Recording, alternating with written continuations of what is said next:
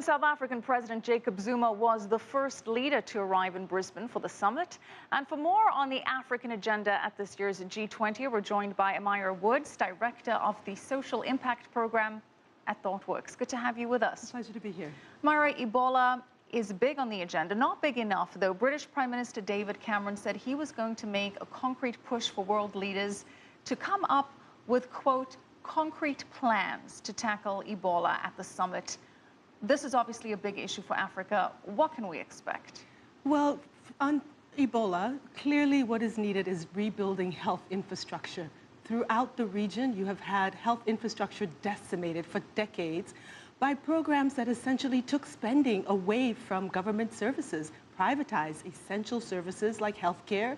So hospitals, schools, all have become privatized. So unless there is a strong commitment to rebuilding public infrastructure for health, it will be difficult to truly tackle the Ebola crisis. So that comes down to money. Basically, the African agenda would be to get some money into Africa to help with Ebola. One of the issues that could be relatively easy to implement is the forgiveness of debt cancellation for Ebola-hit countries like Guinea, Liberia, Sierra Leone. The IMF has been approached with this. Do you think this could happen at the G20? Well, I think there is a lot of concern that countries that have emerged, particularly over the last 3 decades, countries that have followed this very orthodox policy of the World Bank and the International Monetary Fund, have seen debts escalating. So they are actually repaying more to the World Bank and the International Monetary Fund than they are putting in spending, again, in their own needs for their citizens, healthcare, right? So unless we reverse that trend, so the key issue here, as put forward by civil society groups, Jubilee and many others, is to actually cancel this debt, understanding that countries have repaid the debt many times over. And unless there is full debt cancellation, this burden will continue to strangle countries in spite of the fact that much of the debt is illegitimate and has been repaid many times over. So a true commitment to building an economy that works for all in this planet has to start with, yes, canceling the debt and encouraging resources not to flow to these institutions, but to actually go towards building the infrastructure that meets people's needs. Well, we'll see if that goal is actually attained. Now, despite the extensive lobbying to focus on Ebola, to focus on climate change, Australia says the priority is growth and the economy.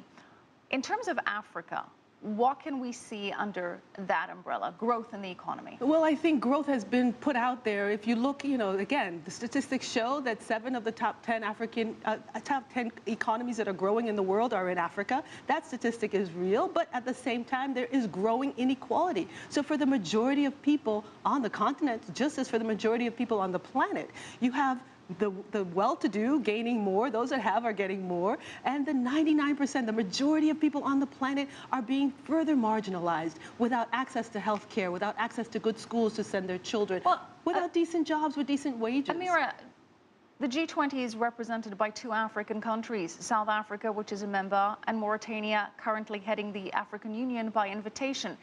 Is it even realistic to expect anything to happen with regards to the African agenda at the G20? Does anything actually ever materialize from these kinds of summits? Well, I think we have to say that the G20 is far from democratic, and many say it's an illegitimate construct, because really it's a club of wealthy nations and a few middle-income countries that they've invited to the party. But it is a very selective group that is interested in expanding not only the corporations that are within their borders, but expanding their own wealth and power. So what is needed is actually not a group of wealthy nations coming together, but a forum where the needs of majority of people are being heard. This is what's happening now. We do have a group of wealthy nations coming together. It is the G20. It's the reality on the ground.